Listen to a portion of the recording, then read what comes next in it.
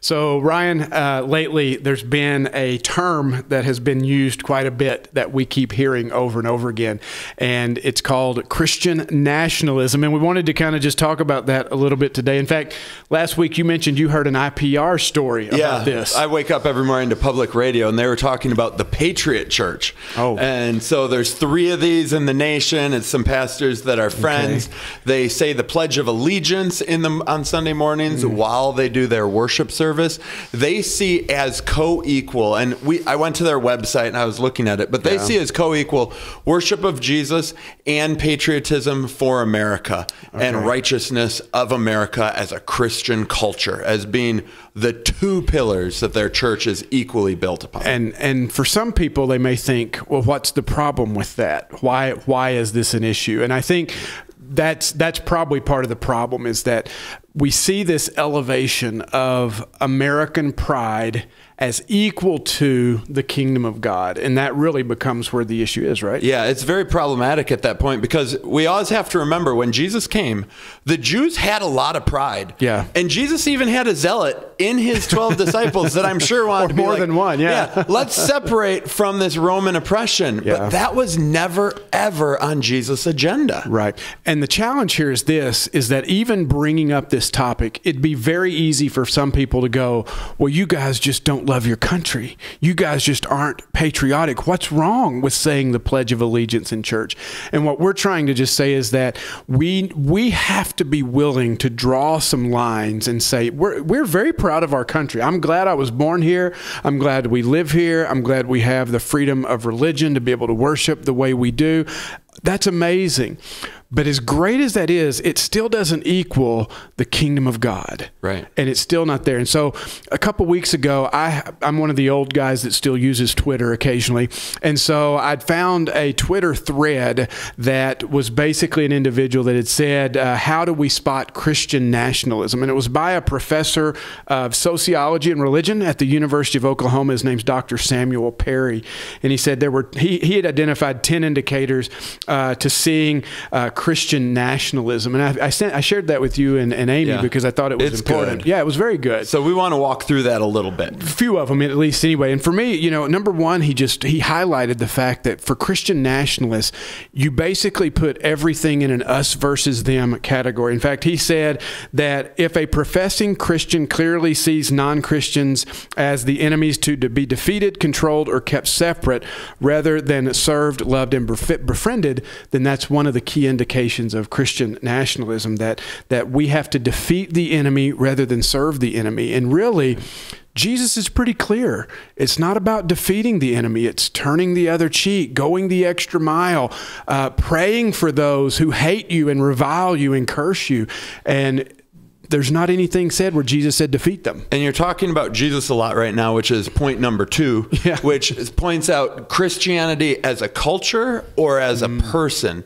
And in Christian nationalism, Christianity is very closely tied to old-time Christian or American values, you know, going back how this country used to be. Whereas Christianity is about Christ. Yeah. It's about a person. It's not about how America was in the 1950s. Christianity is about how Jesus lived 2,000 years ago. And how we can become more like him today, whether or not that looks like it did 60, 70 years ago. Right. Yeah. You know, another thing he listed in his list was, he says, contempt for the cross, which is really raises the hair on your neck, right? Like, what are you talking about? But he goes on to say, he says that for Christian nationalists, Christians don't take up their cross because real Christians don't lose in this life. They win. And laying down your life for your enemies is surrendering. It's un-American, and it's for losers. And so he says, if you can't lay down your life, if you see losing as impossible, then you really miss the entire point of the cross, which was essentially victory, but it was the greatest humiliation and defeat that people saw at the time. Right. We follow a humble servant. That's who is the heart of Christianity. Yeah. And so this Christian nationalism is about power. It is about strength. It is us versus them. We keep saying these things. And so hopefully you can see kind of the difference in feel even between one Christianity that's so rooted in patriotism and another Christianity that's rooted in Jesus. And then there's one more that I think is very important, and it's just simply this. There's this theological idea that says America has now become the new Israel, that all the promises that we see in the Bible for Israel now apply to America. And even to the point where we see Christians all the time quoting the passage, oh, if my people who are called by my name will humble themselves and pray and seek my face and turn from their sin, I will heal their land. And as Americans, we grab onto that verse and say, that's for us. No, it was for Israel who were in exile. And so we try to believe and claim that we are the new Israel, but we aren't the new Israel. The new Israel is the church, is the Christians, those people that are following Jesus. And so I think we have to really draw that line right there between those things. Right. We try to read ourselves into the Bible. In fact, just especially the Old Testament. You showed me there's a Patriot Bible that tries to bring in American history as the study notes to a New King James Version of the Bible. And one commenter, he said it looked like they made a mistake and accidentally mixed two books that had nothing to do with one another together. But it's a well-selling book because people want to see American history and the Bible going hand in hand, but they don't. But God's plan and God's desire wasn't on hold for 2,000 years or 1,800 years until America came on the scene.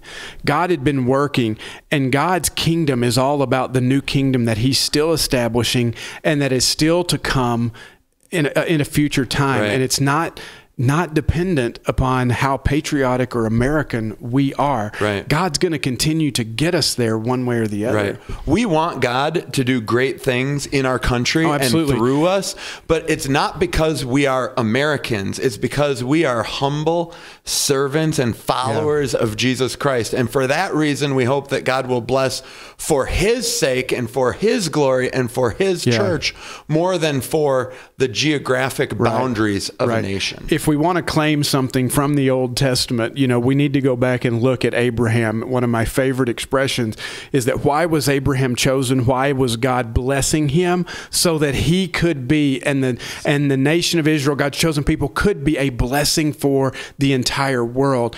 If we have been blessed, which I believe we have, if we get to experience incredible freedoms, which we do, I believe it is absolutely so that we can serve, as you just said, and that we can be a blessing to the rest of the entire world. And that's not done by power. That's not done by force. It's done in exactly the way Jesus did it, which is by laying down our lives.